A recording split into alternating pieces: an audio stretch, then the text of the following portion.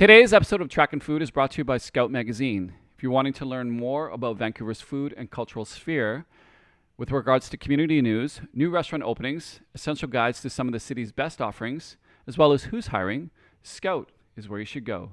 You can find them at scoutmagazine.ca. That's scoutmagazine.ca.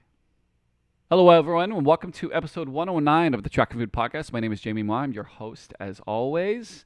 This is the first ever video podcast I've ever done. I'm actually sitting in my apartment, as you can see. I just finished recording with my good friend James Iranzad of Gooseneck Hospitality. We dug into the Michelin Awards, the BCLDB strike, and a great column by Jaya Saxena from Eater. And it's always lovely to sit down with James. This is normally something that I would do with our good friend James Langford-Smith, but he was unavailable to join us for this episode. But me and James had a great time sitting and chatting and catching up. This is actually my first episode since mid-July. I usually take the month of August off every year, and this year in September I was actually traveling quite a bit, so I wasn't able to do any work. But it's now October, and I'm excited to do my first ever video podcast. So now I can look at you, and you guys can see me, and you can see how we do things and how this podcast unravels. And I'm very excited to do a lot more episodes with you. And I also want to recommend and shout out for you my first ever video for the Track and Food YouTube channel. I dropped it a couple days ago. It's about the restaurant awards themselves and what it's like for restaurateurs and chefs to be under the guise of kind of the awards circuit. It's something I worked on for quite a while. Did some great interviews with some wonderful talent here in the city, talking about what it's like for them sometimes to be up and sometimes to be down, and the pressure of being under that microscope of restaurant awards. And so there's a lot of great content there. It's about a 10-minute video. Had a lot of fun shooting that around the city. So do check that out. That's the first video on the Track and Food YouTube channel. And if you're watching this, obviously you're looking at the first episode from the Track and Food podcast on the YouTube channel. So we're going to be doing video for all the podcasts moving forward. And I appreciate anybody who subscribes, as you have so far with the podcast on the audio formats with Spotify and Apple Music and all that stuff. But otherwise, this episode's great. James is lovely as always, and I do hope you enjoy it. Cheers.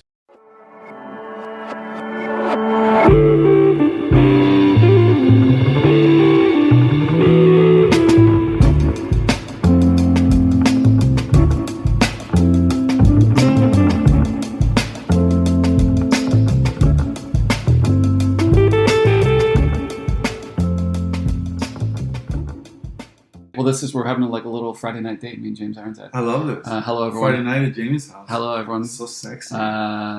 This is episode 109 of the Track and Food podcast. You're sitting with Jamie Ma and James Iranzad. This is going to be somewhat of a Triple J episode. We're going to be trying to make a phone call to the other Jay, who's fucking not here. Fucking high maintenance Jay. Fucking bastard. James Langford-Smith is in the Okanagan right now making wine and being really busy with his It's harvest. It's crush. It's crush time. Yeah, it's crush time. So it's good. But we're recording this the day after Michelin for Michelin number 4 in Vancouver. We thought it'd be kind of pertinent for us to get together and chat and talk about some thoughts about that and a couple other things. But I guess first off, James, how you doing? What's going on? I'm good, buddy. Yeah. I'm very happy to be here with you. Life is pretty good. I think I forgot my beer.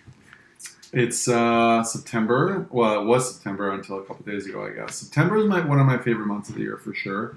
October so far, pretty good, glorious. Work is good, except for this fucking strike that's on, which is driving me a little bit crazy. I mean, it's nuts at the hotel right now too. We can't get. Did you guys stock up? How's your booze supply? Well, I mean, we're a hotel, right? So we basically have our own liquor store upstairs. So we have a ton of booze.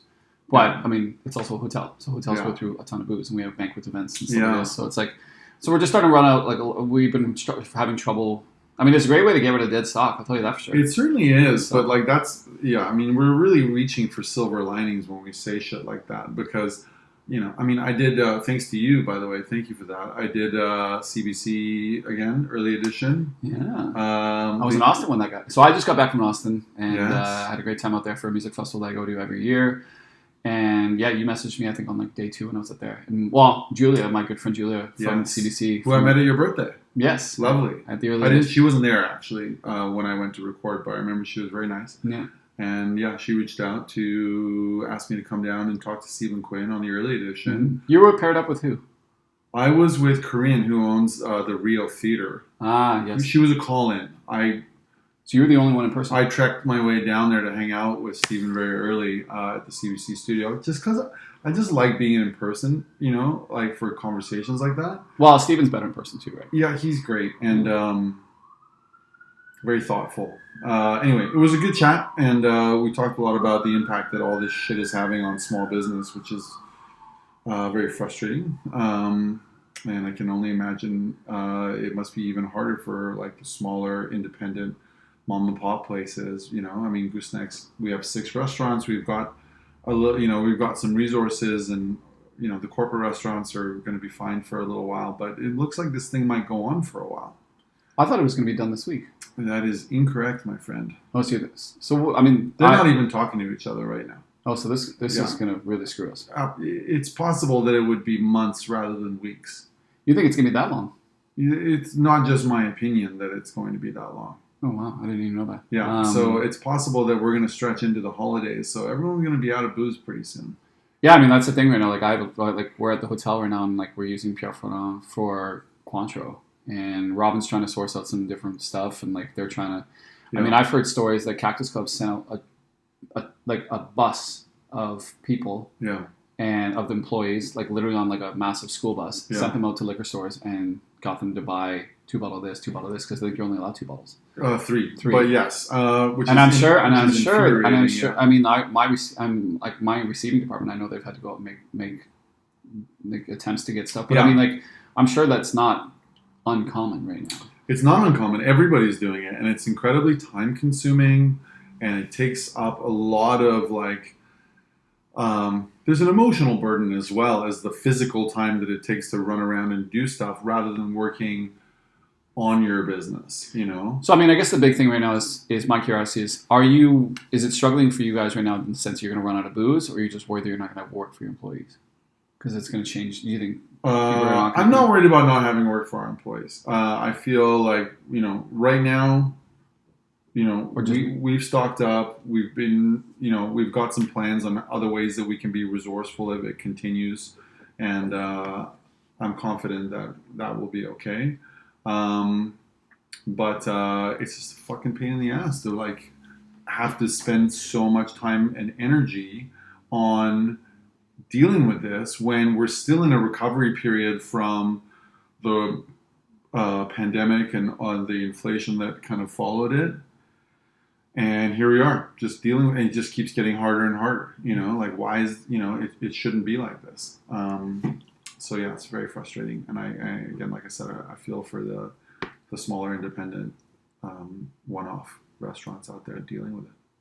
Well, I mean, if you're saying right now it's going to go into like possibly Christmas, yeah. I mean, they're obviously, it sounds like they're far apart when it comes to like the negotiations, but it's also, at the end of the day, I'm not going to bemoan labor disputes and people fighting for what they want, and I think that's, I'm not mad at who's either side. I mean, I don't know how I feel about the government side. I haven't looked into it too much. It's all just a mess, and this is the problem, right? Like the province has a massive debt, and the deficit is growing. It's a huge problem.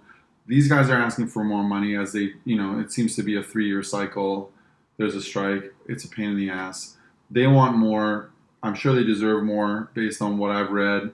Percentages don't really help one understand the amount of money that we're talking about that is separating the two. And so from a budgetary standpoint, as far as the province is concerned, it's a major issue because they're going to have a tough time getting close. And I don't know what's going to happen. Technically speaking, liquor is an essential service. And it was established as that during the pandemic. It still is an essential service, which is why certain stores are open, but fewer and fewer are open every day. So who's working those stores then? The employees are working because it's an essential service. They can't completely just bail, walk out, and start picketing. They can't do that. They're not allowed to. They're not allowed to do that. Can they? Is that? I mean, I guess it would be illegal to not have some access to booze. So in every district, there's like one store open, but like they're getting fewer and fewer, and the shelves are getting empty. Well, what happens if what happens if those employees said no, we're not going to work at all in any of these stores? They'd be forced back to work. Otherwise, they'd be breaking the law. I know we've talked about this before. I just think it's crazy that it's an essential service.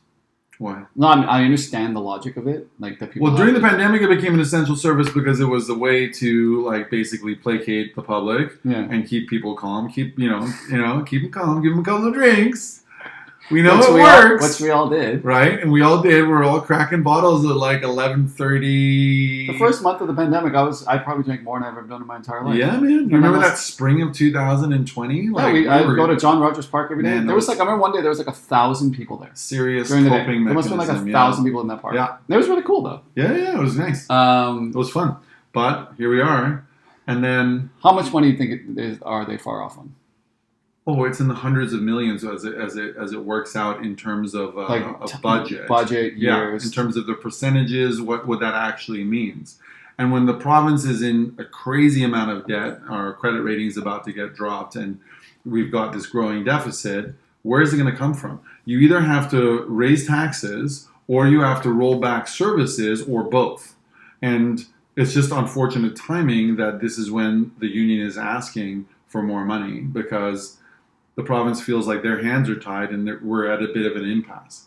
It's also annoying that the union, frankly, I'll just say this, is asking for the support of hospitality when you're screwing us right now. When the hospitality workers are the ones that are in jeopardy, because So why wouldn't they just put the restaurants, be like, hey, you know what, we're going to go on strike, but we're going to make sure restaurants are open. That's a great question. Like, why not do that? Or at least those stores that are open. Absolutely. Or Store 100 should be open. Fulfill our orders, please. Yeah, Store 100 that should would be lovely.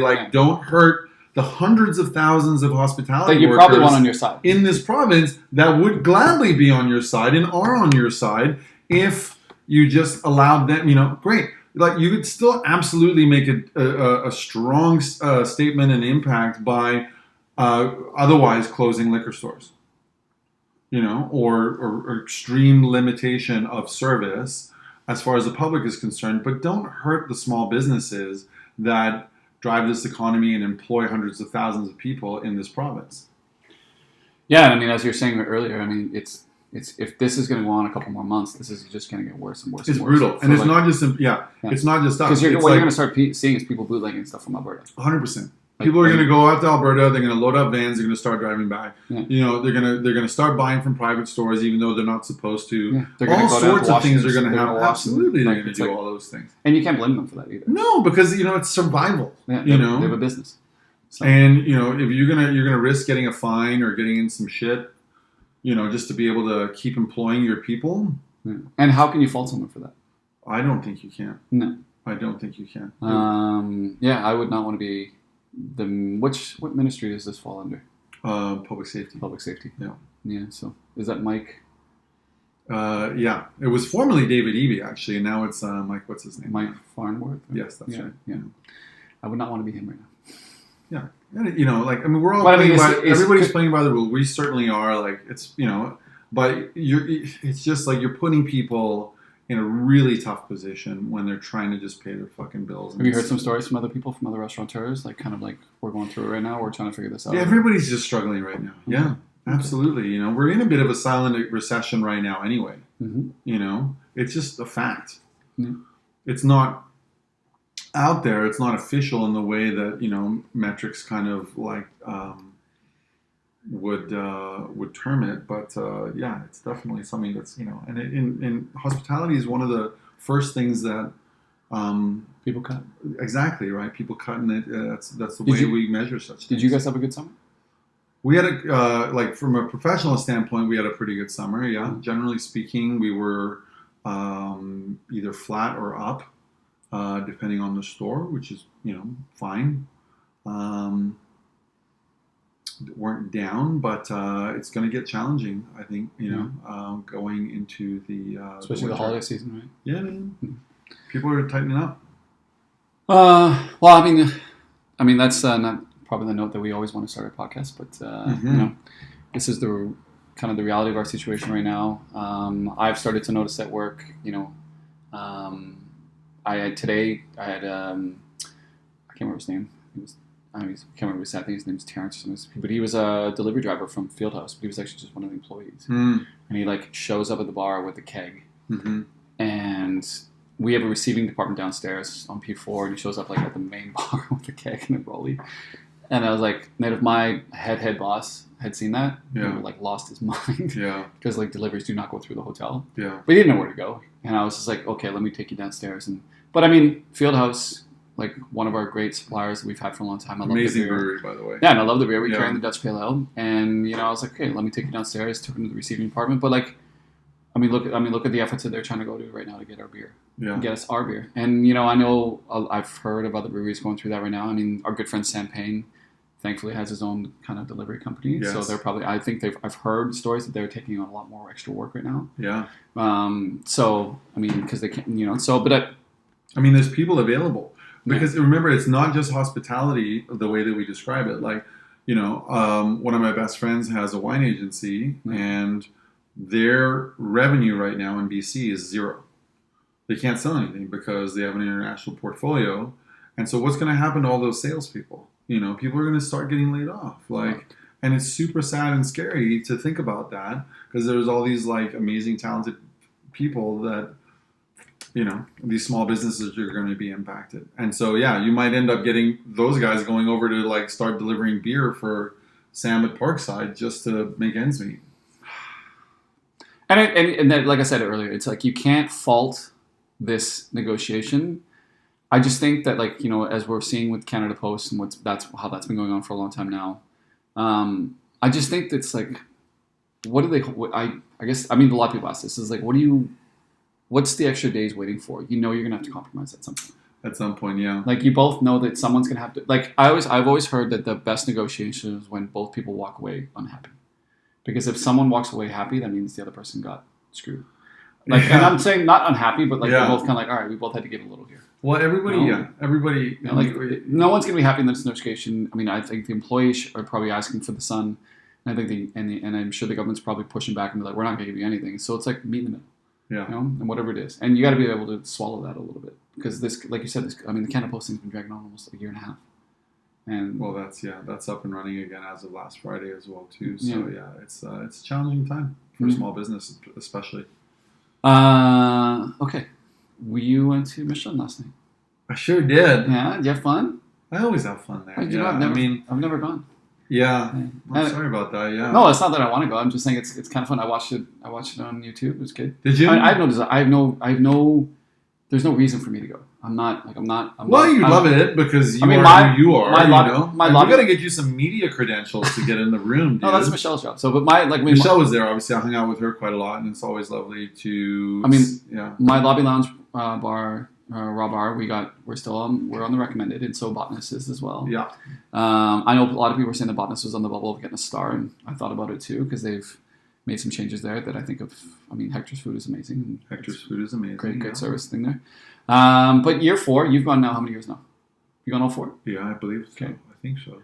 So when I was watching it last night, the vibe seemed very, very cautious, intense, a little bit. How so? Just because I think it was the first year that demotions could happen. Oh, I see. Yes. Yeah. And Toronto just had Toronto had a demotion, right? Yeah. But they also got a 2-star. One went down, right? The Japanese place, whose name I don't remember right now, went from their 2 stars down to 1. 1 star. Yeah. And the only one that's a 2-star now is restaurant. I can't think where it is. Yeah. Anyway. I'm blanking on that one. But Pro Morissette, isn't that it? Pro Morissette. Yeah, that's what it is. Which also did very well in the top 50 list. Top 50, that was just out as I well think it was too, last week. It and Published are the ones on that, right? No, there's other ones as well too. Okay, there's lots of other ones in the country. Published the only one from Vancouver, I think. Technically, but there's the Thai place out in Richmond as well Richmond, too, that, right? okay. That also made it from Vancouver, or the Lower Mainland. Now the question, I mean, at the end of the day, no, but I mean, like, it's Let's funny. Talk about that later for sure. Well, sure, because it's funny because I dropped my first YouTube video yesterday, and it's about the Restaurant Awards and kind of like my thoughts on how they go through it and like what it's like to be under that microscope and the pressure. And I interviewed Gus from Published, and I interviewed JC from St. Lawrence and Chez Céline, and I interviewed Vish from LM, and I interviewed Bailey from Gary. So I want to kind of get a different perspective. And it was interesting. I messaged Joel, commented on Joel from Kisatanto, the executive chef who has a Michelin star. Messaged me. He's like, "Oh, you filmed a lot of that in front of KT and Neo," and I did. And he's like, wish us luck tonight. And I was like, I'm like, there's no luck. You guys are not losing your star. You guys are awesome. But I could tell in the way that, he said that or he mentioned it. It's just like there's still this sense of fear. Of course, and that's there's a lot at stake. And that's what I talked about in my video. I was like, I remember when I interviewed Gus, I was just like, he's like, the thing that I'd be most worried about is the kind of the shit talking that it would happen. He's like, it would suck because it would be a crushing blow for like how much people would be talking. Bro, about it would be catastrophic. I know that, but I'm saying the thing that I take from it, and JC was like this when I talked to JC about this. He said that it's like they both understood that you go up and you go down, especially on like Canada Center Best or whatever it is, Van Meg, you win this, but like the star is the one that I think people are really kind of like it would man. But I think it's so binary, right? You either have one or you don't. Yeah. It's not the same thing as like, oh, you're number 9. Oh, you're number 11. Oh, you're number 7. Oh, you're number 20. That doesn't matter as much. Like but Publish went from number 1 to like number 4 one year. Sure. So what the hell's the difference? I mean, at the end of the day, being number 1 is pretty sick, but like, I don't know if it makes that much of a difference in a Canada's top best 100 or whatever, But if you have a star and you lose it, that's a big deal. Well, that's the thing. That's what I did that whole video, and I was just like, how do they deal with that pressure? And I can tell a lot of them don't like it. They like the idea of winning the awards. They like having the star. I'm sure they like having the star, but I think they like, because I talked to them about it, and it's like it changes the way diners see you. It changes the way people come into your restaurant. It changes the perspective. It just changes everything. I think it did at the beginning especially, but now that some of those guys have had it, right, for 2 or 3 years, like, I'm not sure if it, I think they're used to it. They don't take it for granted, that's for sure. It definitely keeps them on their toes. Yeah. But at the same time, I think that with time, you don't necessarily have the kind of expectation from the locals anyway. I'm sure you do from the visitors. People come in and be like, okay, well, let's see what you got. Let's go check it, see what you got. I mean, okay, so prime example, you and I went to St. Lawrence 2 weeks ago. We sure did. That was good. And Champagne, just before Champagne's birthday, we went with Robin Gray, and we had a good time. I went there twice in 1 week. Yeah, wow, that's a lot of calories, bro. It's so good, though. But I mean, talk about that experience. What was it like being at St. Lawrence for the first time in a couple of years? It was my first time in a couple of years, wasn't it? Yeah, well, that was a fun night, right? We started off in Mayo, had a nice little cocktail, and then we walked over and had a delicious meal. I think we did it right between the 4 of us. We shared a lot. And you ordered the entire menu. We did order the entire menu, as we do. And we drank well, too. No, but I think the thing about it was like, it was nice. JC was in the kitchen. Yep. Nice to see him back there as well, too. Chris was our server.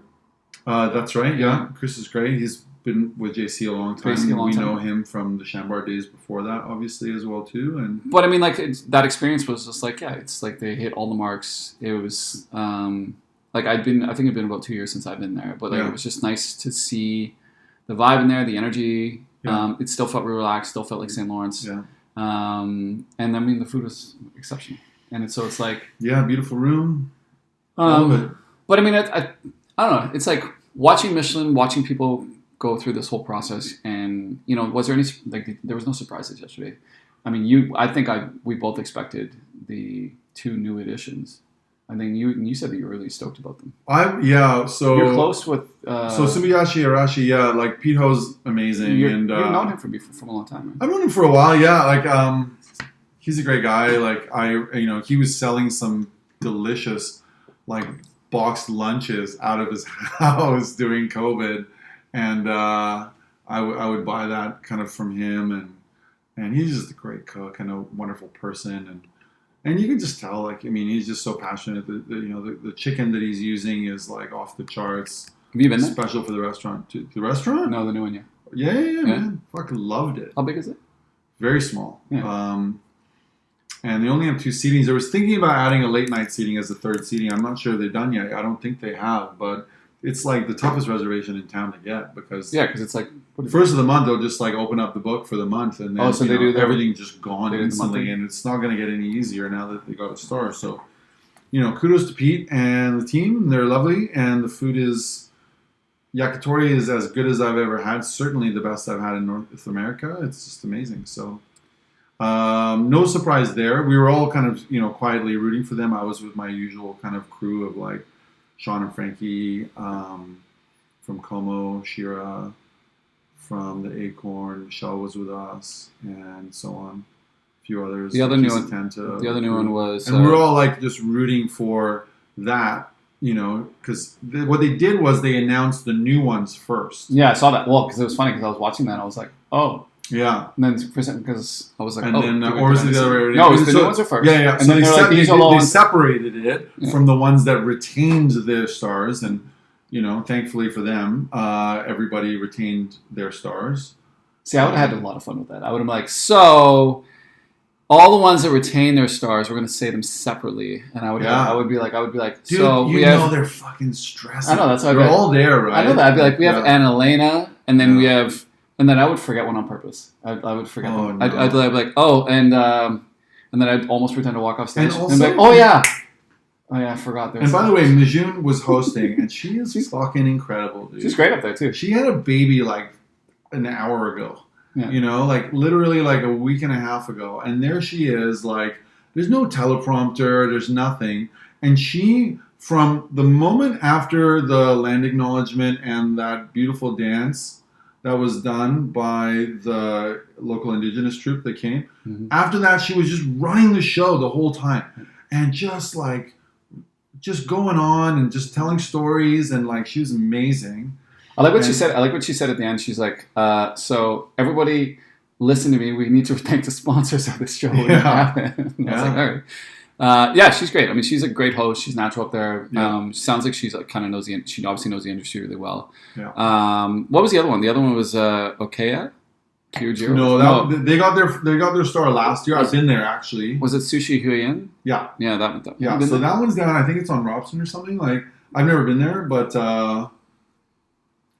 they did very well. Yeah. So I think the chef owner there also got the best young chef award. He did. Yeah. Well, the funny thing is, I was talking to a friend of mine today about this, and he was saying, he's like, wow, I love how like a quarter of the Michelin stars in Vancouver now are basically omakase style. Yeah. But he's like, the thing he brought up, and I mean, this is obviously not something that's like not revelatory in any way, but like, I mean, these are like $300 omakase dinners, like or more. Yeah. Like, and it's not that we don't want that. I think we want that. There's a clientele that wants that. There's obviously a market for it. These places are busy, but it's just like, he was saying, he's just kind of laughing about the sense of this, and I was like, well, I mean, that's kind of what the Michelin star is. I mean, the stories of like who is it's the few most and far between where you get a very casual restaurant that gets a star. Who is probably the most approachable of all these restaurants that people probably go to? I'd say probably Barbara and Burdock. And that's not saying anything about negative. That's not a negative thing. It's not a negative thing at all. But I would say also like there's a formality to Barbara. Price point is what I mean. From a price point, I mean, because Barbara is a set menu, mm-hmm. I would say no. Like Kisatanto, actually might be KT. Probably the one, because you can go sit at the bar at Kisatanto, and there's always seats open for them. Have a little bowl of pasta and a glass of wine and fuck off. And it's not the same thing as like, well, most of the other restaurants on the list, you have to like throw down $150, $200, $300 for a set menu plus pairings and so on. I mean, our dinner at St. Lawrence was not cheap, man. Like, I mean, it was delicious. No, it's so worth it, and everything's great. Yeah. But it's dropping some money. It's not accessible. No, right? It's far from accessible, and that's why most of these are special occasion restaurants, unless you are particularly wealthy. In which case, you'll go every week, and you'll probably die in your 40s because your heart's going to explode. I mean, that's one of the things I love about JC. What he did with him and his team opening up Chez Céline. Yeah, which is basically just the more casual version. It's a slightly more casual version. Yeah, you're not going to spend quite as much, but it's still very good quality. Yeah. So they weren't mentioned anywhere, and I think it's just because they're too new. Right? June wasn't on there either. Yeah, exactly. So June, was it Angela Pastificio wasn't on there either. That's true. Yeah, all of those I believe. All the new ones. I think you have to be minimum. So Naratondo, congratulations to them because we love those fucking guys. But you have to be minimum at least 6 months, I think. You have to be open for 6 months. 6 months, okay. Yeah. So those guys were too new. Was there any major bibs? I don't think so. So what was the bibs? There was Naratondo. We got Gary's, Farmer's Apprentice, Mainoff, Fable Kitchen, Chef's Choice Chinese Cuisine. What the hell is that? Chef's Choice is so good. Where is it? It's on Broadway and Oak. It's my favorite dim sum in Vancouver. Oh, really? Yeah, in Vancouver. Oh, okay. Right? There's other amazing dim sum in Richmond, but in Vancouver proper, on Broadway, just off Oak Street, Chef's Choice. Banger. Oh, I've walked by that place. Yeah, I know It's where so that is. good. It's in the middle of all that fucking terrible SkyTrain construction kind of shit right now. But it's so good. The dim sum is off the charts, and I've been there many, many times for dim sum. I've been for dinner a couple of times. Oh, wait a second. I screwed I up. also went for lunch for, what's it called? On Christmas Day last year, because Chinese restaurants are amazing about being open on every day. Christmas Day. I screwed up, actually. That's actually not a bib. I screwed up. Yeah. I clicked too many things here. But Naritondo, I thought, just got into bib, right? Okay, so let me see here. Bibs are Gary's Farmer's Apprentice, Fable Kitchen, Seaport Seafood, Vidges, Seaport. Karma Indian Bistro, Little Bird Dim Sum and Craft Beer. What was that? That's on For the McDonald. It's in the space which used to be my restaurant, the Flying Tiger. Oh, yeah. And it's cool because it's a dim sum place, but it's in Kitsilano, so it's got that kind of like casual take on it. It doesn't feel like you're in a traditional Chinese dim sum restaurant. And you can get dim sum at night, which is dope, because most of the time dim sum cutoff in a Chinese traditional restaurant would be at like 3 p.m. So you can roll in there at night and get a fuck ton of dumplings and a cocktail and a decent glass of wine, and that place is cool. I like it. Is it weird that I hate dim sum? Why would you hate dim sum? Dim sum's rap. I don't know. I mean, like half my family, like growing up, half my family is like part Chinese. Well, not my side, but it's long story. But Yeah. I used to have to go to it all the time. I don't know. Jamie. No, it's not the You thing. had to go to dim sum all the time? My grandfather used to make me fucking sit next to him and he'd feed me he's like, Jamie, come sit next to Grandpa. I'm going to feed you some tripe right now. And I'm like, Okay, well, I was like 8 years old. that's whack Freak out. dim sum. Like, we get like the Yeah, you get the dumplings. the and Guaylo cart coming by, and it's like we don't touch the chicken feet and the tripe. Like, we just get the classic dumplings. Oh no! And yeah. my brothers would be sitting on the other side and be fucking howling. I'd be sitting there crying. I wouldn't be able to leave until my grandfather would make me leave. It's the worst. Maybe we just have bad memories. Okay, so Sushi Hill. Yeah. I'm kind of curious why. Also, Sushi Hill, fucking rad. I love it there. I've actually never been there. What? I know. What's wrong with you? I kind of like. I've been to Sushi Hill like 5 or 6 times. It is so good. Yeah, It's I open know it's for good. lunch every day, which I love about it. I just don't think about eating sushi very often. Dude, all I do is think about eating sushi. Yeah, I mean, I work in a sushi bar, so. Yours is pretty good too. Yeah, it's true. What's Sushi kind Hill, it's good. What's kind of cool is On and Cheese on here, but so is Good Thief. Good Thief fucking killed it yesterday. Yeah, They killed it. They won yesterday. bartender and they're on. Yes. Good for Yeah. them. Song by King Cow, Yeah. Nampan, which is totally makes sense. Magari by Oka, Lunch Lady, and Shout out Magari, yes. Motonuba Udon. That's your favorite udon place, isn't it? Well, it's not like we're blessed with a ton of udon options in this city, but that is a delicious restaurant. Yeah, Magari is so good. I love Magari's Magari. the shit. That place is just. I hugged Antoine like 3 times last night. He was so happy to see him. Were you tipsy? Well, not really, no. Okay. I mean, I had a couple of drinks. Have you been to Song by King Cow? I sure have. Good. It's good, yeah. I like their commercial drive spot the better than the what's- one on Broadway and Kingsway or whatever. You like it the is. commercial? The commercial I one? like the tried it. commercial That's the one. one that's right next to Download, right? Yeah. Yeah, I want to go to that one. I want to try that. And I mean, I live around the corner from Phnom Penh, and that place is like it's crazy. Some days I walk by that, and there's like 400 people standing outside just waiting to get in. Yeah. Also, Lunch Lady. Shout out to Lunch Lady. Yeah. So good. I've only been there once. Every time I try to go, I can never get in. It's tough to. It's hard to get in. Yeah. People love that place. And I want to But try. look how blessed we are with all these incredible Asian restaurants in the city, right? But I want to go there and try the pork chop because it's on the list because it's the next video we're doing. Yeah. So, which is very exciting. Yeah. So, we're going to talk about list culture soon, based on this article that you and I read for discussion today. Yeah, we're getting pretty close. List culture is good. We like list culture. Let's talk about best pork chop. Oh, best pork chop? Yeah, why not? We get to argue about these things. It's fun. I mean, I've tried almost all of them. Oh, we all know your obsession with pork chops, Jamie. Man, I was just down in Austin, Texas. We were walking by. How many pork chops did you have in Austin, Texas? 6. 6? We made them for breakfast. You're only there for like 3 days. We were there for 6 days. Oh, okay. So we one went. a day on Whole average? Foods was right next to us, and so was the liquor store. They were like literally there. My friends were like literally. Of course, you pick a fucking place where there's a Whole Foods right next to it. Yeah. We go there, and then like we're walking, ordering, picking up things. And when you're going to a music festival, you're not. You need 2 things. You need booze, and you need like breakfast food because you're gonna be gone all day. And you need stuff that you're gonna snack on at 3 in the morning when you get back and you're drunk. Yeah. So it's like chips and stuff. Yeah. But in the morning, usually like you make a hash, you make some eggs, whatever. So I was like looking, I was like, well, I saw these pork chops, and then they looked money. They were so. And I was like, let's just get 4 of these. My buddies like, eat pork chops for breakfast, and I was like, yes, we are. And they loved it. It was great. And then the last day I was there, we were walking downtown. We're gonna go to check out some great cocktail bars, and I was walking by this barbecue place, and on their sign it said "Home of the Pork Chop," and I was like, excuse me. That's like a sign from God. And my buddies looked at me and they're like, fuck.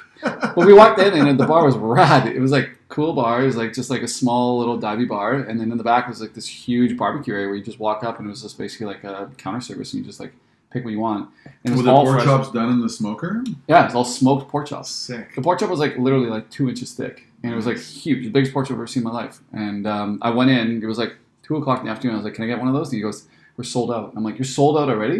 He's like, don't worry, we're smoking them all day. You come back. So I actually had to come back.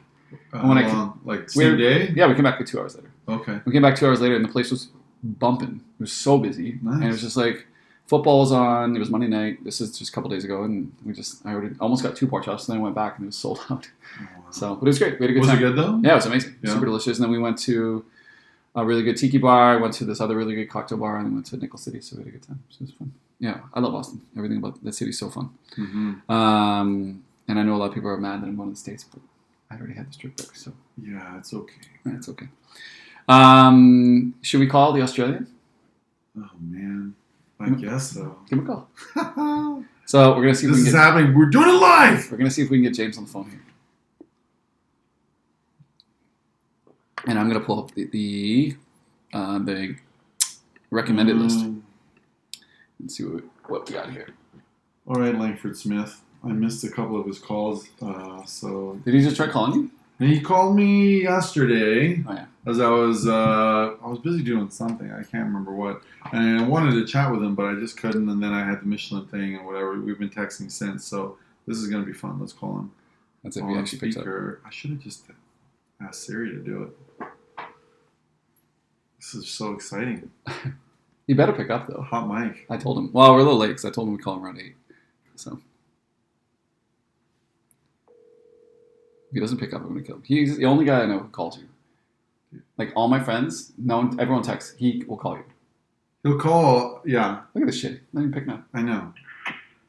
G'day, you've reached James. Oh my G'day. God. What a fucking cunt. Uh, All right. Hold on. Aussie's out.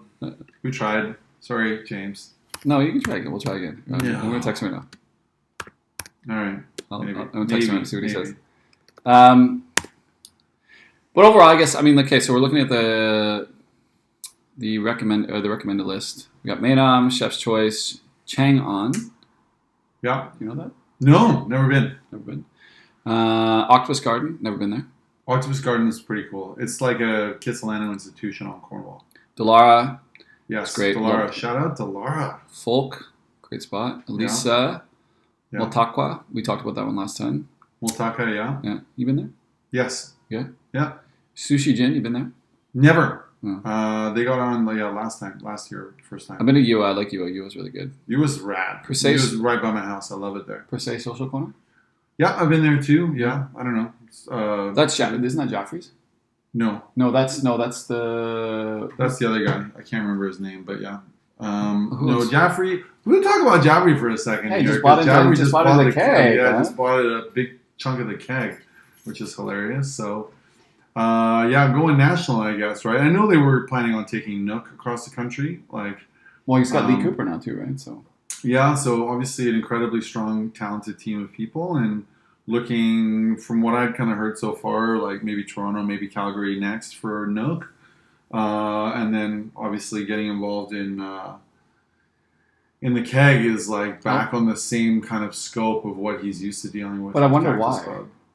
Club. is he who just? knows, man? He's probably not operations. He's probably Just, like who 20%. knows, like ambition, ego, like comfort level, like, you know, he's a big brand guy, right? So obviously, did what he did for Cactus and wants to keep going. Would you ever do that? What? Would you ever buy into a big chain? No fucking way. No. Are you serious? I don't know. Oh man, if James were here, he'd like get mad at you for suggesting that. No, thank you. I mean, listen, I'm sure it would be a great investment, right? Financially, it's not for me. Like, we are independent operators at heart, and that's who we are. That's our identity, and that's how we work our hospitality. And I'll just keep saying lots of fun things to make myself sound cool if you want, but yeah, I would. I'm just saying, like, what if there was like, let's say, I guess that's not the same thing. I was gonna say, what if Kari wanted to team up? If what, sorry? What if Kari from Shambar wanted to team up? I guess that's not a brand. That's not a. Oh man, yeah. Like, I mean, well, what does that mean though? Like, I mean, that's not. Yeah, no, that's not what I was thinking of. Like, Carrie and I are friends. Like, I would love to do something with her or any one of our other like-minded kind of friends and operators in the industry, but like, that doesn't mean I'm going to go and dump a bunch of money into some chain restaurant. Like, it's just, I can admire what they do from a business standpoint, and honestly, the food and hospitality in those places keeps getting better and better because of the people that they take from our side of the industry. Her son's working there now. Yeah. Max is cooking at Shambar now. And he's young. I can't remember. I think he's like 20. So good for him, honestly. And obviously his dad's a great cook. And I'm sure he's been well trained and whatever. But yeah, that's a whole different thing than investing money into a corporate restaurant group. Not that they need or want my money anyway. Then we got Homer Street, Dynasty, Ophelia. Ophelia's great. I like Ophelia. Yeah. Bacchus, Boulevard. Boulevard's great. I've been spending a lot more time there lately. Well, just because we've got a lot of good friends working there. Yeah. Yeah. Lisa Cook doing some great stuff down there. I saw David Hawksworth walking around at the Michelin Awards thing yesterday. Was he wearing? He wasn't wearing a chef jacket, which is refreshing. I want to see. But is he on one of these lists anywhere by any chance? I was wondering. We're not there yet. He didn't win a star. Yeah, he's right there. Hawksworth's right there. Yes. Yeah. And what is that? The recommended list? Yeah, it's recommended. Oh, okay. Yeah. Well, that's got to sting a bit. What was this? Fuck.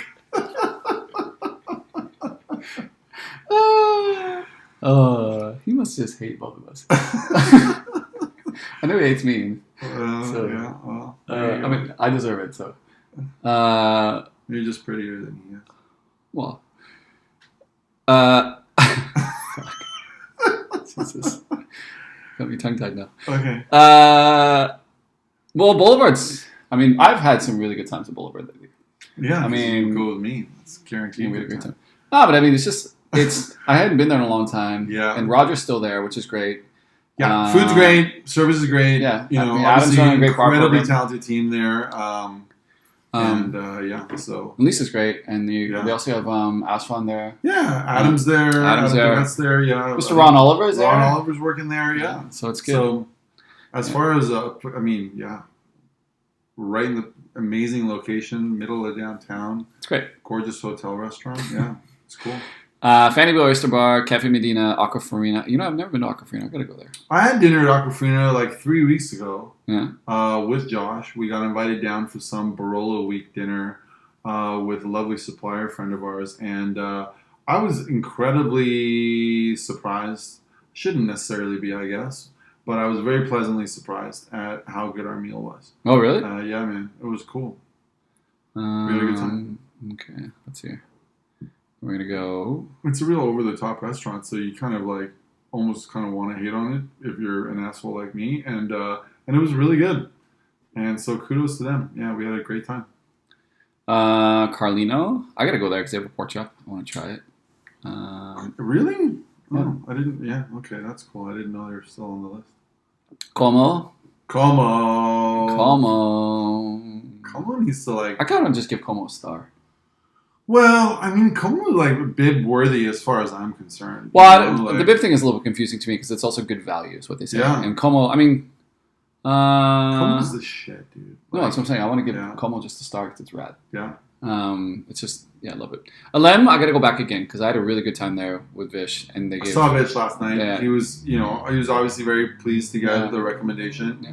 I think, Vish would love to have a star. I love that space. He's very ambitious. He told me. I mean, in my video, he talks about how he's not going to hide behind that, which I actually admire. I admire that he's like, you know what? Well, yeah, I admire the ambition. I just like, fixating on the star. Just for his sake, and for his health and his the trajectory of his career. Like when I say health, like his mental health and whatever. I didn't want to, just cook, man. Like just keep learning, keep just cooking, trust yourself. He's got good instincts. Like just, surround yourself with great people. Go out and work and be humble and learn and do all those things, and it will come. If you focus on it too much, then as a sports metaphor, you're kind of squeezing the stick a little bit. Have you not seen Boiling Point? What's that? Have you not seen Gordon Ramsay's first series when he's trying to get a 3 Michelin star? No. Yeah, well, that's a man who focused on getting his third star and fucking almost lost his mind. Yeah. I don't see him. I mean, he's not. I mean, I'm not comparing him to Mr. Gordon Ramsay, but there's also a level that you need to. You gotta have the drive, right? Yeah, a level, and but also like 'cause I don't know if a lot of the other chefs that have stars are really like, I need that 2-star. Like it'll make or break me unless I have it. I don't know. I don't know them. I haven't had a chance to obviously sit down with them personally and ask those questions, but like. I mean, some of those guys were hoping for a second star. No, I'm not saying they're not hoping for it, but I'm saying it's like literally that's all that drives them. Yes. So like, I need that second star. I want to be the first one in Vancouver to get 2 stars. Maybe they are. Maybe they're secretly behind them. They're like pissed off. Do you think so? Maybe, I don't know. I mean, I think about the guys like off the top of my head. Do you think Mikey Robbins is like that? Or I shouldn't say guys because they're not all men, but like, like.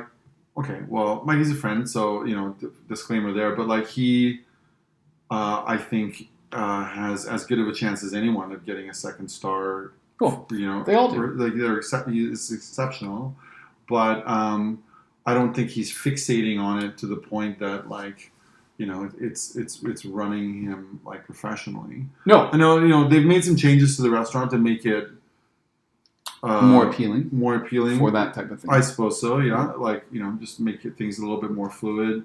I just wonder if to get it to second star, you have to be a tasting menu. I think you kind of need to. Yeah, that's a good question. I can't speak to that off the top of my head. Like how many restaurants in the world have 2 stars, or at least in North America, that don't have a tasting menu? I don't know, but they do. I mean, the big thing is like, someone's going to eventually get one in Vancouver. Yeah, sure. It's going to happen. Yeah, absolutely. Yeah, and it's just it all depends on what they're looking for. So we'll see what's next. I think the interesting question is like, what's next for Michelin next year? Well, you were saying that I think the expansion to Richmond. Yeah, I should have fucking happened this year. Like, how many years is it going to take before they start expanding to Richmond? Well, I mean, you're on the Destination Vancouver fucking list now. But I don't get to tell Michelin what to do. No, but they signed. I'm just on the board. But I think they signed the contract with just Vancouver. So like maybe Destination Vancouver can be like, you guys. This is going to be now a Metro Vancouver thing. I'll bring that up at the next meeting. But I mean, it's not like it's an original thought for me. I mean, everybody wants that part of Vancouver to be represented. But maybe they were starting with just Vancouver for the first 5 years, and then we'll go from there. Kind of see what. Are you saying 5 years arbitrarily, or have you heard something about that? I heard it was just a 5-year contract, and then okay. after that, then it's like, okay, we'll go from there. Yeah, I guess so. But it's not like they're going to leave after that. But I think it's more like maybe they're testing the waters of Vancouver, Montreal, and Toronto. And so, Suyo Sushi Bar Maumi, I've never been there. Yeah. Nightingale, the Acorn, amazing. I had a couple guests today who were going to Acorn. They said they came back to Vancouver from Seattle, and they said they went to Acorn last time, and they said it was one of the best meals they've ever had in their life. Oh. Yeah, so and it was really cool. They're this lovely couple from Seattle. It's his 66th birthday tomorrow, serving them this afternoon. And they were like, we went last time, and it was like one of these experiences where like she's like, I don't even she's like, I'm not a vegetarian. She's like, that food was just so good. I was just about to ask you, were they vegetarian? No, because, she said that's like it's an amazing restaurant in that way that it doesn't matter if you eat meat or not, like you're just going to have a delicious meal. Mm-hmm. Well, and that's the one thing that we talked about last time I did an episode with you guys, is that when we were talking about Shira, and I was saying like, why do people view it in such a weird light that you can't charge these prices that these meat-centric restaurants do? Yeah. And it's just, there's this perception of what vegetables are, and it's just like, it's nice to hear that people are like, like, I just loved it and it was delicious and I look forward to going back. And it's like, obviously, I mean, Acorn's been around 13 years now, and so obviously she's still, people love it that are not just vegetarian, but it's just. Oh, it's an institution now. But I mean, I'm sure that was really cool to hear. Bacaro. Hold on. I'm also just going to say shout out to Shira because and I don't know, we talked about this last time, but she's about to be inducted into the BC Restaurant Hall of Fame. When is that? That is happening on the 20th of October. That's pretty rad. And I'm going. I'm very excited. Of course you're going. You voted for her. I did. Of course I voted for her. And I'm sitting at a table with her, but also with Joelle and Alain and Tennis. Oh yeah, because they're all getting it this year. They are also What a all getting inducted. night. What a table. What day is that? What a table. Monday, October 20th I might have to is come. the ceremony. So you should buy a ticket and come. Can I buy a ticket and come? You can buy a ticket and come. That sounds exciting. I should do that. You should. You can just always say that I was the first one. Isn't Paul going in there too with Paul who? Paul and Craig? Grunberg? Craig, I don't believe Craig is. Grunberg's going in. Grunberg was, Paul was nominated and is being inducted, yes. Yeah. Okay, Torafuku, Miku, Tetsu, Riley's Fishes. I love Tetsu, by the way. Tetsu is a sneaky little omakase down on Denman. It is very good. Riley's Fish and Steak. What's I that? was a little shocked by that one. Riley's? Yeah. Yeah, I know, man. I was a little shocked by that I've one. never been there, so I've been there once, gonna- but it's I'm like not- it's considered like a I'm not cake. going to talk shit, yeah. Oh, I'm not talking shit about it. I'm just saying that's how I'm like people tempted talk to about it. talk shit in general, but not about Riley's, but about some of the selections seem a little wild to me, but whatever. My lobby lounge. Look at your little lobby lounge. Yeah, there. and Bottas right There's next to each some other. obscure old French white man who came and really enjoyed it. Exactly. Pigeon, which is awesome. Balbe, obviously amazing. Laboratoire Bargobo, Savivolpe, Astro Luigi, the Mackenzie Room, Bonjour Vietnam Bistro. What the hell is that?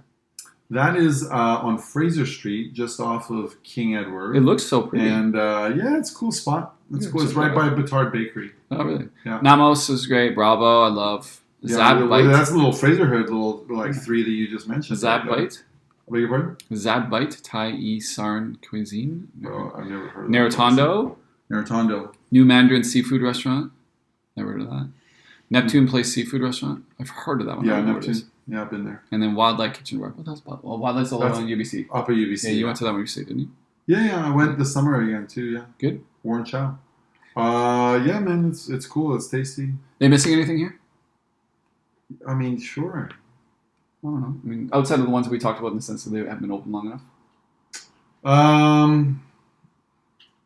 Yeah, man. Do you think they'll give Chez Celine a star? Oof. That's a great question. I don't know, man. I'm sure it would probably be more inclined to be a bib gourmand kind of category. I mean, the food is The food's delicious. very close Yeah. to St. Lawrence. It's not as like foo, but it's Yeah. like it's delicious as hell. I mean, I just can't help but to feel that there's some grading on a curve here, right? Even if you look at it from a city, like if St. Lawrence has a star, is Chez Celine going to get a star? Maybe, but maybe because it is the more economical, light version of St. They're gonna- Lawrence, that it's a natural kind of fit for a bib gourmand. I'm secretly gonna hope that they don't get one. I'm secretly hoping that they don't get anything. Who? Chez Celine. Why? Just because you want to get a reservation whenever you want? You selfish prick. I No, know I you just- love it there. I just don't want it to change the vibe. Just these I don't awards think, change vibes. I think you got to trust the people involved, right? No, I know Like, they want. I think change. all those guys. It's just with the customers that go there. Oh, I see. It changes the vibe. Well, who knows? It's in a residential neighborhood. Like, is it really going to change the vibe? Are we going to get stockbroker douchebags going up to Fraser and 28th to go out for French food when they can go to St. Lawrence or another Yeah, I don't downtown restaurant instead? Probably not. Maybe. It's a neighborhood restaurant. I don't see it getting a star. I mean, good if JC's obviously proven himself to be star worthy, so maybe it'll happen. But And Margot. it just seems to, and Margot obviously, and David's exceptional from a hospitality standpoint, front of house. But yeah, so we'll see. It'll be fun to see how it all unravels. or unfolds. Yeah. I mean, that pork chop there is Just stop it with the pork chops. so good. Yeah, it was very good. I went though, 3 times in have to one. say. I went 3 times in 1 month. You're such a pig. Honestly, you're thin. You're skinny Yeah. because you're fit. But that doesn't mean your heart's not going to explode because you're eating all these fucking pork chops. What? They're good. Fuck out of here. Well, I went there with Robin and Scotty, and we went with one of my other coworkers. And we ordered the entire menu, and the dessert program there at Cheesecake is like incredible. Oh, you try and man. call him again? I did not know. I would just. All the and I gotta say, soft all service. the amazing things that we ate when we went to St. Lawrence, that rice pudding, I It's- swear to God, is the best dessert in Vancouver. I I'm would, just gonna I would go agree, out. I would agree with you on that. Would you agree? Yes. It is the best. It is the Well, dessert. hold on. What's There that? is one contender that is close with it. Who's that? It's the mousse, chocolate mousse up at Gary's. And it's the first. That was the first dessert that Ksenia put on her little dessert list for Scout. Yeah. And I agree with her on that one. I'd say it's between those two. I mean, it's pretty good. And they're right? very- It's but the chocolate fun- mousse. I love But chocolate the funny mousse. thing is, you try both. They're Yeah. very similar vibe, very similar kind of creamy mousse. Like one's mousse, one's rice pudding. But Sammy was sitting with us, and Sammy was like, Okay, he so literally. how are he- they similar? One's like I rice don't know. pudding, the other I mean, one's the chocolate consistency. I'm mousse. thinking in my head, like Get the the. fuck out of here, dude. That's ridiculous. But whatever. Sammy was going with our dinner, and he was so upset that like they have a tasting menu. And he's like, I just want a full pork chop myself, and I want the rice pudding because he's Yeah. like, that's what I used to do. I'd come in, I'd sit at the bar, and I'd have a beer, and I think they were pouring Dreamboat at the time. He said, and he would have a pork chop and a rice pudding, and he'd leave.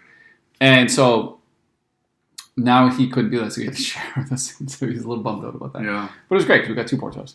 But Oh my God, we did get 2 pork we got chops. 2 pork chops. That's right. Yeah. I shared with Sammy and you shared with Robin. That's funny. Yeah, because we weren't just going to share Savages. one. It's just savages. Yeah. I told you I'm going to change this. The city seems to be obsessed with pork chops. They already are. There's like 19 restaurants in the city that have them. There, look what you can do. That was not me. Yeah. That's why I want to talk to these chefs. I want to be like, where the hell did this come from? Mm-hmm. Any other thoughts on kind of like, well, North America's 50 Best came out, and we talked about how publishers on there, which is great for them. I still think that Annalena and KT should be on there at the same time. I think it's obscene I think that it's those obscene. 2 restaurants are not on that Yeah, I list. think It that's a little actually crazy. pisses me off a lot. I thought that And was... I think it discredits that list. Like, I know it's a North America thing, which is, first of all, it's kind of wild that, like, Mexico isn't on that list, which is fine. I understand it's on the Latin America list, but, How is that Latin America? It's North America. well, that's what I'm talking about, right? We were chatting with some other friends of ours, about that, and fine, like, you're going to call it North America and not have Mexico on there. But Mexico, I think we all know, would, like, frankly, disproportionately dominate that list because of how good the culinary scene is down there right now. But anyway, I just think that not having Annalena and Quisquecanto on that list is a bit wild. And I'm sure we could think of some others that really deserve to be on there as well too, Mm-hmm. in the country. Yeah. Um, What happened to Aloe, by the way, in Toronto? It's weird. are they not there? Well, I'm just saying, like, Aloe used to be like number one restaurant in the country. It used to be like, star this and that, and like it's not on that top 50 list at all. Really? Yeah, Wow. I don't think so. I mean, did I miss it? I've been. Do you want to pull it up? Let's take a look. I feel like Joe Rogan and his like producer guy Jamie here. Hey Jamie, can you pull it up? Let's take a look at the. You know, I've only watched Joe Rogan once. Yeah, Let's me see. too. Okay, I'm gonna go here. When Ted was on, remember Ted? Yeah. Ted was on. Okay, so Toronto's got 1 star. So they got Restaurant 20 Victoria, Akin. Oh, Aloe's on here. Yeah. What, on the top 50 list? No, I'm looking at the Michelin. No, you're looking at Michelin, but like on the top 50 list, Oh, I didn't remember seeing Aloe on there. Let me see. North. Hey, by the way, have you But watched? yeah, Pearl Morissette was on there, and Mon Lapin was on there, which is great to see, and lots of other delicious Okay, places. North America's 50 best restaurants. Yeah. By the way, have you seen One Battle After Another?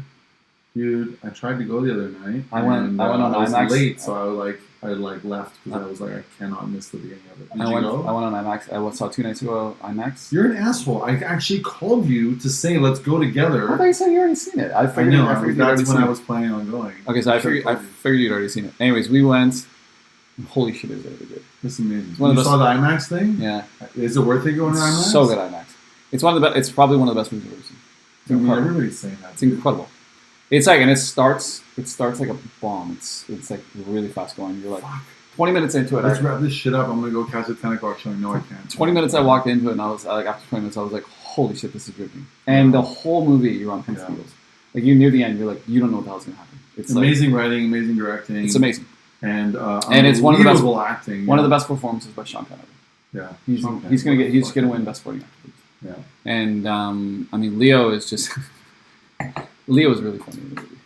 It's gonna come down to him. And guess what's actually opening today is The Smashing Machine. I heard that movie's I heard the movie's average, but I heard he's really good. So average, really? Yeah. Huge. I'm a huge Benny Safdie fan, and that movie is coming out today. And yeah, man, The Rock is going to be up against Leonardo DiCaprio for Best Actor. Anyway, let's get back to food here. You're more of a film expert than I am. No, you did pretty good there. I'm trying to figure out what this. Where is the What awards? are you doing right now? I'm kind of lost here. I'm trying to find here. Here's the list. Here we go. 50 best. Yeah. Oh, good. Who cares? I just asked the question. I just want to. Atomics is number 1. Mon Lapin is number 2. Oh, that's crazy. Yeah. Restaurant Pro Mauriset. Atomics? Oh, in New York. Yeah. I haven't been there. It's Restaurant Pro Mauriset's in Lincoln. What's up? Where the hell is Lincoln? Lincoln? In Ontario. Is it in Canada? I don't think Lincoln's in Canada, dude. There's no way there's a town. But it says Restaurant Pro Mauriset. Pro Mauriset's in Canada. Is that in Lincoln? Ban Lao is number 12. That's in Richmond. Fuck. Ban Lao's down in Steveston. Yeah, they're cool. Have you been there? No. Okay. Where's Published? Published was number 27, I think. No, they're 28. Okay. Good for them, though. Lazy Bear is on here. Wow, 25. I was supposed to go there a long time ago. I thought they closed. You ever been there? Nope. San Francisco? Okay. Nope. Okay. Try calling him one more time. Oh, okay. So, and I'm going to go. Hey, Siri, call James Langford Smith.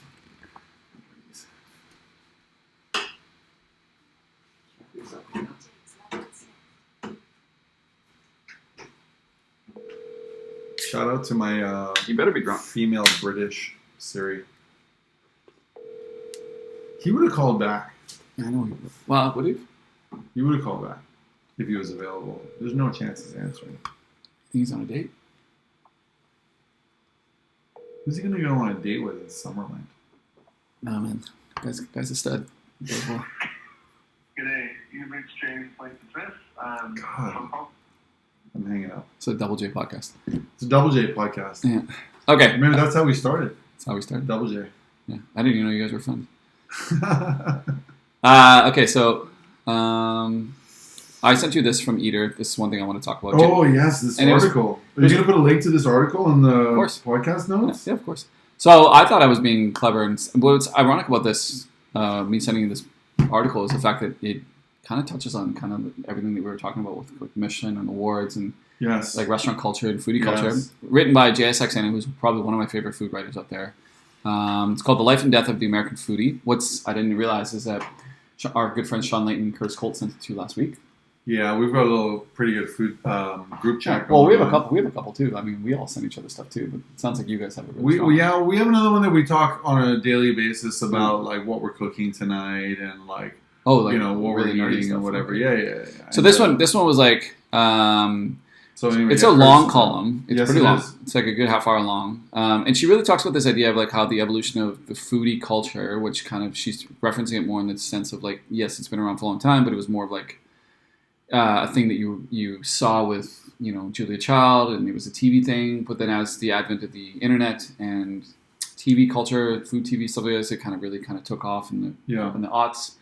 And she basically is lamenting the idea that to be a foodie was once kind of like a badge of honor, something that you kind of aspire to. And now it's kind of become such a part of the lexicon and part of our culture that it's kind of lost its cachet, but also she kind of longs for this idea of like what it meant to be a part of this. And like now it's just kind of like, it's like everybody's a foodie. And everybody posts food and everybody's talking about it and how we kind of like, that's kind of what I picked away from the column, but I think I thought it was an interesting kind of nuanced way of looking at something else. But what were your thoughts of it? It's such a cool like distinction. Like we're really getting into the,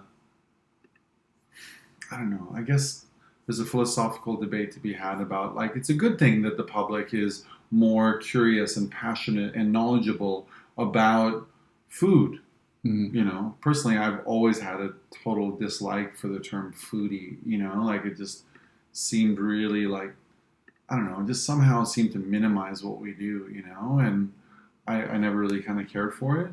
And You didn't like the word? no, Oh, interesting. no, people would be like, "Oh, are you foodie?" I was just like, "Fuck." Like, so you think in some ways when someone says like a foodie, it's like It's too patronizing. casual, you know. It's like, no, man, I do this for a living because I love it. I have like a tremendous amount of passion for hospitality and food and whatnot. And this was like, you know, 25-year-old me, let alone 49-year-old Well, me. what do you think about it now?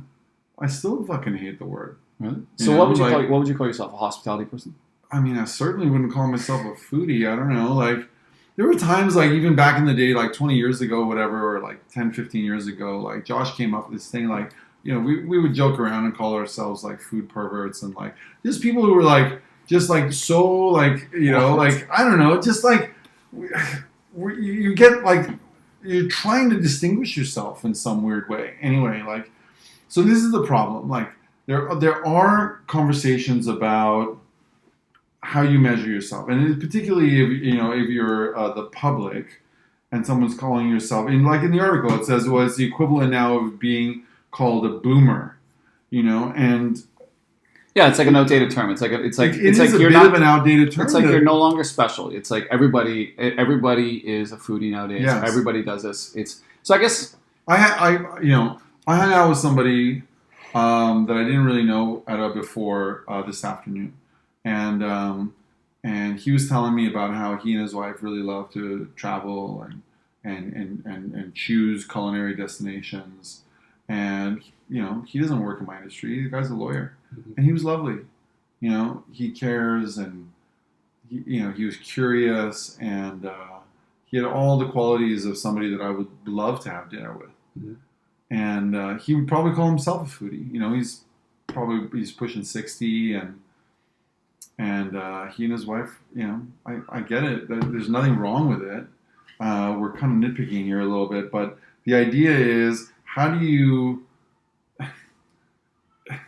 distinguish the person that is truly passionate and curious and so on from the person that is obsessed with watching American Gordon Ramsay shows as opposed to the English ones. the English ones are so good. Yeah. I always tell people, I'm like, Gordon Ramsay is not yeah. the American ones. Yeah, sure. Or maybe they're a Guy Fieri person, and I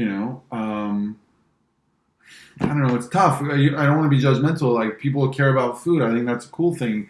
They're excited. You know, they're watching food shows. I guess that's cool. But like, Guy Fieri is a fucking idiot, and I don't want people just to settle with that. I want them to dive in more and go through the library of like old Anthony Bourdain shows and stuff. You know, like that would be cooler. You know. Well, I mean, the one thing that's interesting is when I was reading her column, what I liked about it is because when I was living in Toronto, when I was in the mid-aughts, I got really into food TV. Like, I loved watching. Yeah. I actually did like watching Diners, Drive-Ins, and Dives because I liked watching Guy Fieri. I liked his energy. You did not. I did like you it. You did not. I did. But the show What did you like about it? I don't know. I thought it was. I liked watching his show. I liked watching Alton Brown stuff. I thought Alton Brown was cool. He's great. I liked obviously He'd been around Gordon was forever. my favorite. Yeah. I loved watching the F Word, and I loved watching his Ramsay's Kitchen Nightmares was like my favorite show. Yeah. And I was like new into hospitality. I was like 4 years in, so I was like, I was just learning to develop a passion for the industry. But I think in some ways, I'm kind of happy. I'm kind of happy that we had that because I was one of those people in 2008 who started a blog and I wanted to write about food. And I think there's an evolutionary part of it. But I think nowadays with social media, I think social media is what really changed it. I think social media is where it. Is it, or is it cable? No, because I think so. Because at that point, I would watch it and I loved it, and I could go and talk to you about it. But social media is where it changed because now it brought it into the restaurant. Yeah. Because now I'm taking pictures of everything. Yeah. I'm not eating. It's like how many times you've seen people sit at a dining room table and like you can't, or at a restaurant, like they can't eat anything until that one person's taking all the photos. It's like, and I'm one of those assholes. I do that sometimes too. But then we also have to share everything. We need to get people. We need to tell people, and it starts becoming part of your identity. Yeah. And I think that's what she's talking about here. Is it can no longer be part of your identity because everybody has this identity now. Yeah. And so I think that's the one thing that was like she's lamenting is a sense of like there was this little badge of honor that like you were a true foodie. Yes. And nowadays nobody's like some people are maybe true foodies. I guess we are but also a lot of people are just like I like food or like I go out and it's kind of like I don't know. I mean, there's an elitism here, right? Some people I'm kind of wary of. Some people will be kind of posers or like, you know. Yeah, and the distinction is so subtle that like you are a bit of an elitist if you start kind of breaking it down, or at least I kind of worry about that, you know, because at the end of the day, if somebody's passionate about food and excited to go to a restaurant, then that's great, you know, but at the same time, you know, I feel like there are some of us who have I don't know. This just sounds shitty, but earn the right to make those distinctions, I suppose. Yeah, but I mean, like I catch myself sometimes I try not to be like an asshole in some ways. Where like I go out to a lot of restaurants because I like it and it's part of what I love to do, and it's you know you are the same. Yeah. And I have to catch myself sometimes when I'm like you know like when I work with people in the industry, we're like they don't go out at all. Yeah, and it's not something that they care about. I mean, and I also have to recognize that funds is a big part for a lot of people. It's expensive, especially in this silly city. And I recognize my blessings. Yeah, but also just for some people, it's not that important to them. But it's like I don't know. I think it's well. Those are two different things, though, right? Like you know, just because you know, like restaurants can be expensive. There's no doubt about it, right? And for some people, that's the first thing that's as a luxury that they would call in the time that you know presents some economic challenges. But there are other people, and you know, hilariously, James Morrison comes to mind. You know, he's still a young man, and you know, he's working in our industry.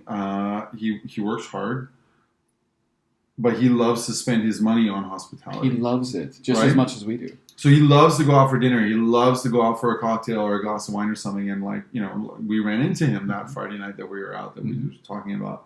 And it made me so happy to see him. And there he is, like just participating, you know.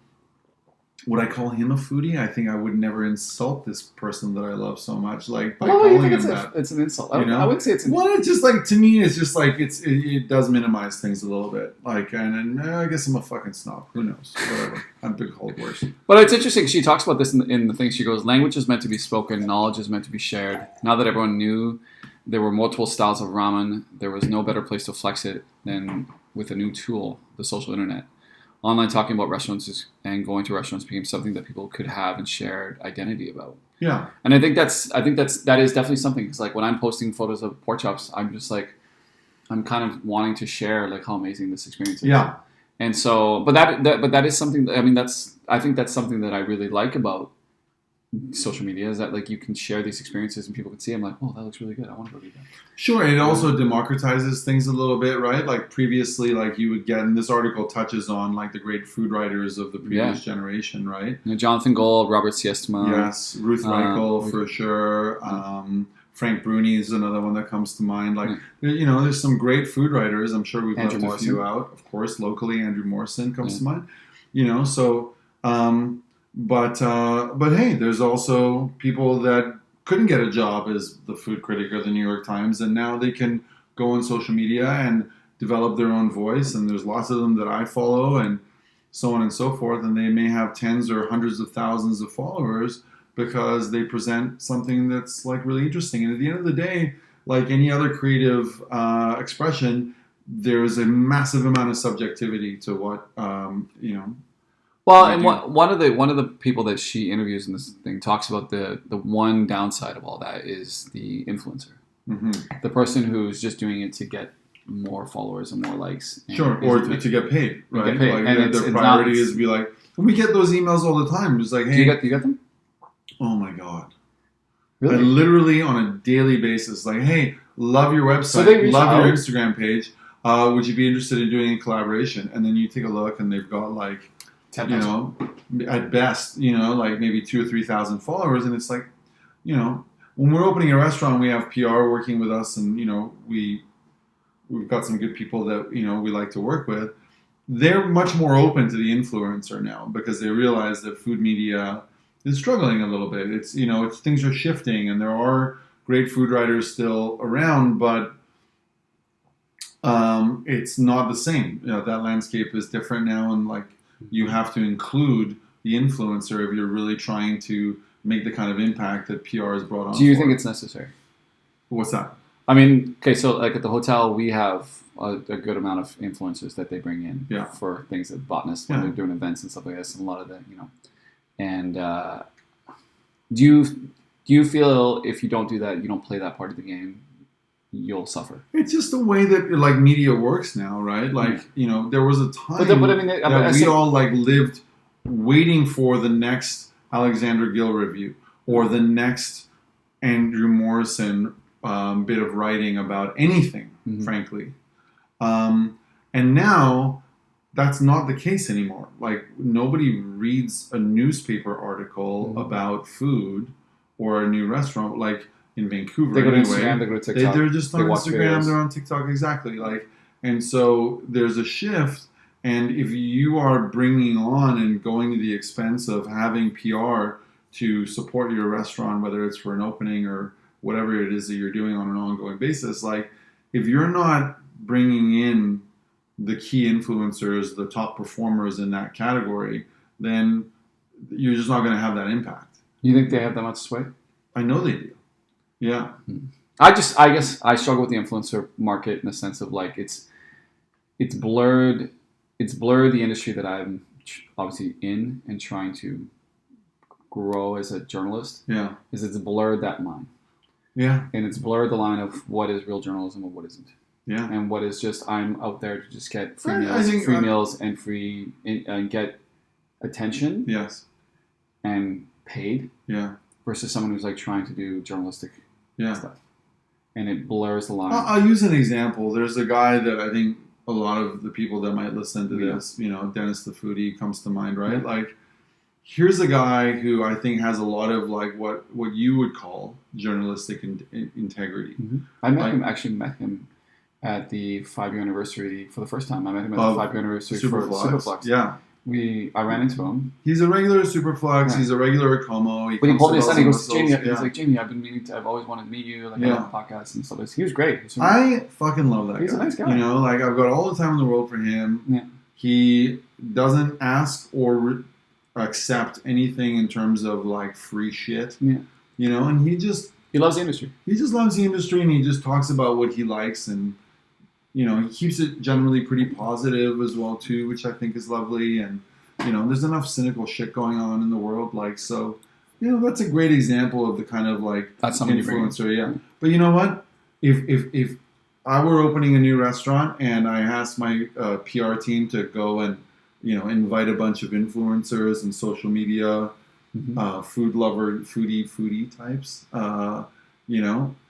if he were sent an invitation, he probably wouldn't accept it anyway. He would just come on his own like a couple of days later. I wouldn't accept it. What's that? It's like yeah. I mean, I get a lot of emails. I probably get 5 a week from PR companies saying like, "Oh, this person was really good on the podcast." Yeah. And then I get like they repeat. A lot of times I don't even respond, but they're just like, and I'm like, I'm not here to show your company. I get it.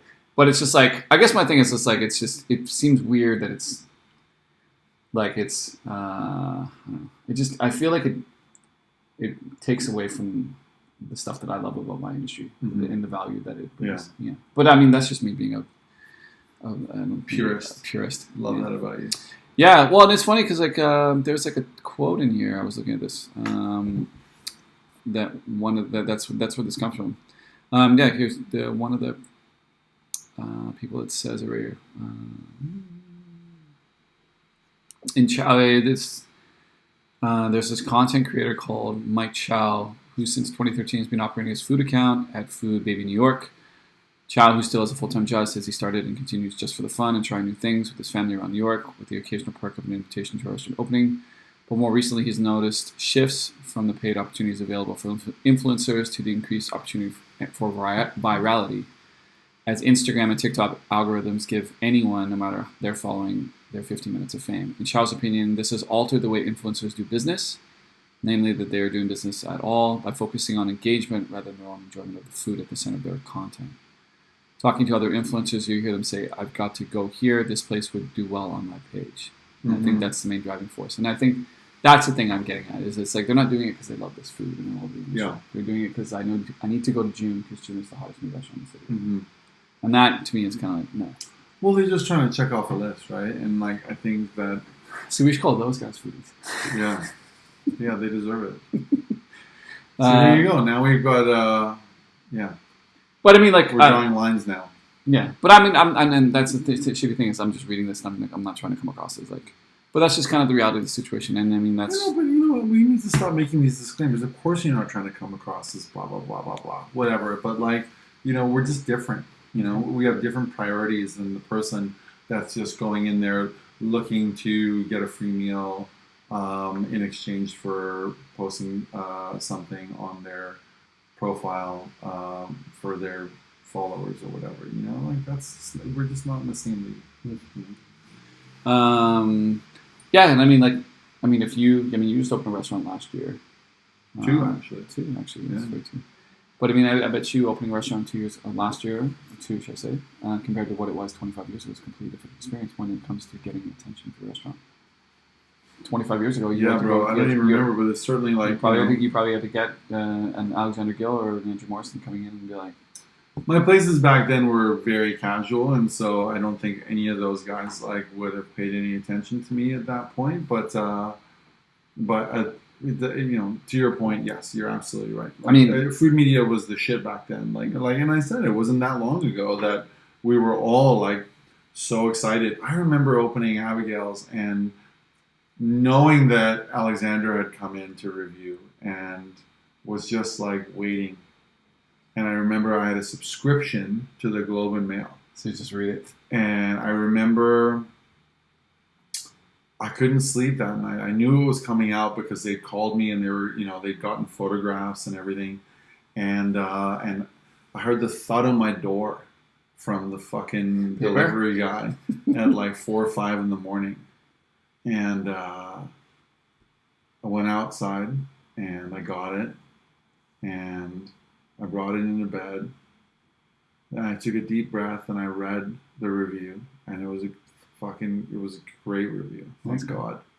But I was so stressed, dude. But look at that. And it was just like look at the power of one person. It's the power of one person, and obviously a person who shares my values in a lot of ways with regards to food, and was what I considered to be a good writer. And so, yeah, man, you just knew. And at the end of the day, like, you're looking also, like, a review. I've been fortunate enough to get lots of really good reviews and lots of accolades and win awards and shit. It's going to give you a bump for a couple of weeks, maybe a few months or whatever it is. Like, nothing, even like, en route and stuff, like, it's relatively short term. Michelin's the one that has, like, serious legs with regards to how it will impact your business. Yeah, I mean, it wasn't just that. It was the validation, of getting like somebody like Andrew Morrison or Alexander Gill saying, yeah, your restaurant's dope. Yeah. I was like, fuck, that feels good, because I just poured my whole heart and life and bank account into this shit. Yeah. I mean, Ron talked to me about that when they opened Mammy Teo's, and Alex Gill wrote a terrible review of them and how much that kind of affected him and the team. And yeah, man, it's an interesting thing. Anyways, this column is really interesting, and it's I thought it was a good great read, and it's just kind of looking at the perspective of this industry, and I think Jay is doing good stuff. So I'll make sure to link that for you listeners. And yeah, I mean, since the Australian didn't want to get on the phone with us, I guess we're anything else you want to tap out of here? So feeling good. What's our time right now? We're at almost about How long have we been recording? About an hour and 20. An hour and 20? Yeah. Flew by, buddy. Flew by. Is there who are you most excited to go check out that you have not been to yet? In a restaurant in Vancouver? Yeah. I mean, there are not really a lot of restaurants, that I haven't been to. But I mean, I suppose, there's like a sushi place, this the new one, don't know how to pronounce it. Yeah, it's Sushi Hyen. Yeah, Sushi Wen. When I think something like that. Anyway, I haven't been there. Obviously, like, I'm sure it's exceptional, so that would be rad. I went to the other one that got the star last year, the Oyeda or whatever, the one down in Yaletown, which is very good. It was. Didn't you say it was really cheap? My friend thankfully picked up the bill on that one, but I'm sure it was massive. Yeah. So theatrical and really beautiful. We loved it, but at the end of the day, like, I would go to Sushi Hill, over that place if I had to pay the bill like fucking 10 times, which is. Yeah, it's called Sushi Hui, and then there's. I want to go to Sushi Masuda. Yeah. Yeah. And Sushi Jin, right? You mentioned as well too that got on that list. And Matsuyoshi, I've been to Matsuyoshi. I've been Matsuyoshi, but whatever.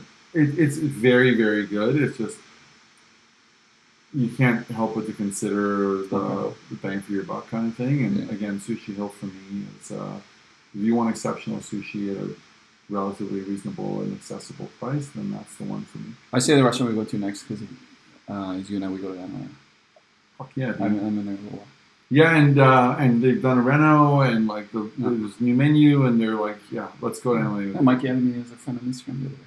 Yeah, there you go. So I'd like to go check it out. Yeah, I saw him and Rev and Jeff last night. They're doing great. Yeah. And Oh, I'm man. so happy for them. I had a great time there last night. I was there. It was so good. Yeah. Okay. Anything else on the docket you want to talk about? We talked about top 50. We talked about Michelin. Talked about Austin. Yeah. Yeah. I don't know. And it's winter. We're in braised meat season now, baby. It's pork chop season, buddy. It's always pork chop season for Jamie Ma. Yeah. That's so funny. We talked about the strike. We talked about whatever. Yeah. Now it's just like, let's go. What else? What's life as a dad with Sonny Boy across the country now? He's cross country. I'm starting to get used to it. I missed him so much. I mean, I still do, obviously, but those first couple of weeks were really hard. He's good. He'll be back home for a visit in in less than a month, 4 weeks or so, which is nice. I'm not a big Thanksgiving guy, so I don't really have any plans. I'm getting a turkey though. Are you? Yeah. The grocery store around the corner is doing. They're like turkeys. They're getting like these organic, really good turkeys from like a market. That's nice. Yeah, you sign up if you want to get one. I'm like gonna pick it up on Thursday. See if I can do it. Okay. Brine the turkey. Have some fun. Yeah, you got to brine it. Yeah, I'm doing the Gordon Ramsay way. So you take the butter and you put it underneath the skin on. The yeah, top. dude. I do my roast chickens like that. You put a whole thing, and then I'm gonna put bacon on top of it. Yes. And just let all that grease. Yeah. And then make some homemade stuffing and do the whole thing. Stuffing is very important. Yeah, I'm not a mashed potato guy though. I like mashed potatoes. I'm gonna do sweet potatoes. Oh no, dude. What do you mean? I mean, I like sweet potatoes, but like mashed potatoes are pretty rad. Yeah. Or other kind of potatoes. Yeah. And then like I'm gonna make a nice mushroom gravy. So, and then nice good gravy. Mushroom gravy, as opposed to a gravy with all the the stuff in there. drippings. Yeah, I'm gonna use all that. But I'm gonna you will. throw Okay, some good. mushrooms in there too. Yeah, you got to do that. Yeah. Are you a cranberry sauce guy? Love cranberry sauce, but I make homemade cranberry sauce. Okay. None of this fucking canned shit. Yeah, no canned shit. No. Yeah. I like a little ginger in my cranberry sauce. Yeah, it's good. But homemade cranberry sauce is so easy to make. Is that? Just take frozen cranberries, you throw some like zest of Frozen? orange, Yeah. You're not orange. using fresh cranberries. No. Yeah. Use frozen. It's super easy to make. Yeah. And turkey and everything. It's good. Brussels sprouts, bacon. Can't stand Brussels sprouts. What? Love Brussels sprouts. A lot of people like them. They like them because they grill them and everything. It's not my thing. Yeah. And then pumpkin pie. Pumpkin pie. Also like pumpkin cheesecake. With or pumpkin pie with homemade awesome whipped cream. Okay. So none of this cool whip shit. No. So, but yeah, I remember my ex when I was 27. I went over to her family's place. Her mom made such good food. Yeah. I think I had 7 helpings. Yeah, her mom was like, "Is he okay?" Yeah, just. Yeah, but there was like her family. I think there was like 40. You're such a good eater, dude. I love that about you. I like good food. I don't snack though. You don't snack? Really? I love snacking. Nope. Until you get tubby. Shut the fuck up, dude. Yeah. I didn't call you tubby. I'm just saying until you get tubby. I know. So we'll call the work so hard not to get tubby because I like snacks. We'll call the Australian tubby. So, Yeah. all right, James. Mr. James Lexford Smith. Yeah. Wherever you are, hopefully you're having a good We time. gotta on go your road date. trip up there, dude. Yeah, we was pissed Let's off at us go. because we were supposed to. Yeah, whatever. Yeah. We'll go up there. We're going to go Just visit gotta him. calm down. And Mr. James Iranzad, lovely to talk to you. Double J. Yeah. Double J episode. Double J, so And good. Michelin, everybody out there that went to Michelin and is on the recommended, and Bib and Stars, congratulations to you guys, working really hard. That's awesome. Mad respect to this industry. We really love you guys, and keep up the great work. And, go to your restaurants and go check them out. Go check out some of these great places. Support your local, independent, small business restaurants. And, not all these places are going to break the bank. There are a lot of great, beautiful places you can go have a nice snack and have a really great time and not spend too much money. Goddamn right. And if not, you can always go to Bufala and get the Calabria. That pizza's so good. You sent me a photo of it the other day. I did. I thought of you. Almost cried when I saw that. I had a little one with the white anchovies added. So My good. God, that So shit good. is delicious. Yeah, that pizza's fucking the best. Yeah. But yeah, anyways, cheers everyone. Bye. Bye, everybody. I'm gonna go stop.